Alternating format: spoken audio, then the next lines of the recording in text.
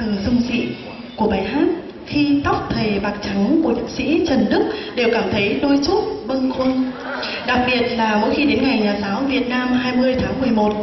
Sau đây xin mời quý vị đại biểu, quý thầy cô và các bạn cùng lắng nghe ca khúc qua sự thể hiện của tam ca nữ Hà Trương, Lê Luyến và Kim Cúc.